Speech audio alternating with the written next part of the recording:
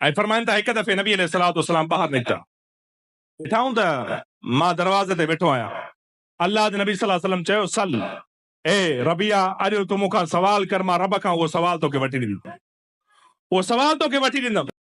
चयूं अल्लाह जे रसूल सल्लल्लाहु अलैहि वसल्लम, असअलुका मुराफ़क़तक फिल जन्नह, अल्लाहु अकबर। ए अल्लाह जे नबी सल्लल्लाहु अलैहि वसल्लम, जे दुनिया में तव्हां सां गॾु आहियां न, ईअं जन्नत में बि तव्हां सां गॾु रहणु चाहियां। त सहाबा खे नबी अलैहिस्सलातु वस्सलाम सां मोहब्बत इन क़दर हुई, प्यार इन क़दर हुयो।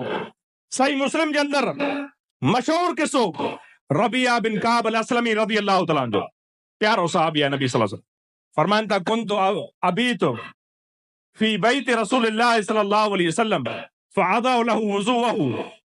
फरमाइनि था, मां राति नबी अलैहिस्सलातु वस्सलाम जे दरवाज़े ते गुज़ारींदो हुयुमि। राति, हर राति, हिकु राति न, ॿ रातियूं न, 3 रातियूं न, हफ़्तो महीनो न, फरमायो हर राति मां किथे गुज़ारींदो हुयुमि, नबी अलैहिस्सलातु वस्सलाम जे दरवाज़े ते। चाहे सर्दी हुजे, चाहे गर्मी हुजे, चाहे कहिड़े बि मौसम हुजे, मां राति जो नबी अलैहिस्सलातु वस्सलाम जे दर ते वेठो हूंदो। ऐं छाजे करे त ॾींहं जो सभई सहाबा ख़िदमत कनि था, नबी अलैहिस्सलातु वस्सलाम जी राति जो मूंखे अकेले ख़िदमत करण जो मौक़ो मिले। मोहब्बत इन क़दर आहे। हर सहाबीअ खे बचड़ा बि हुया, ईअं न जो बच्चा ॿार को असांखे थोड़े ई पैदा थिया आहिनि।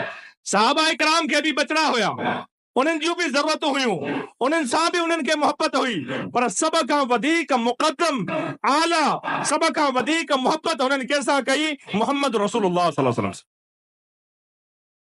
ऐं फरमाइनि था, हिकु दफ़े नबी अलैहिस्सलातु वस्सलाम ॿाहिरि निकिता, ॾिठाऊं त मां दरवाज़े ते वेठो आहियां।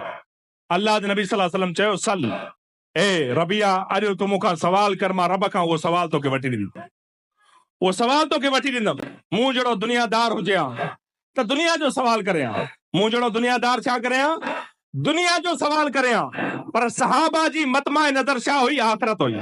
सहाबा जे साम्हूं बि इहे मुआशी मसला हुया, हिकु ॾींहुं खाईंदा हुया, ॿिए ॾींहुं बुख ते हूंदा हुया।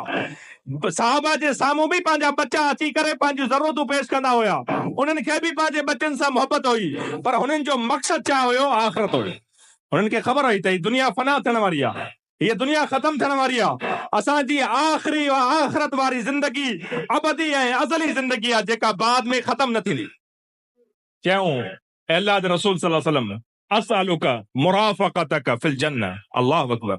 ए अल्लाह जे नबी सल्लल्लाहु अलैहि वसल्लम, जे दुनिया में तव्हां सां गॾु आहियां न, ईअं जन्नत में बि तव्हां सां गॾु रहणु चाहियां थो, ईअं जन्नत में बि तव्हां सां गॾु रहणु चाहियां थो। इहा मोहब्बत हुई कंहिंजी, सहाबा इकराम जी नबी अलैहिस्सलातु वस्सलाम सां, जेका हर शइ खां मुक़द्दम हुई।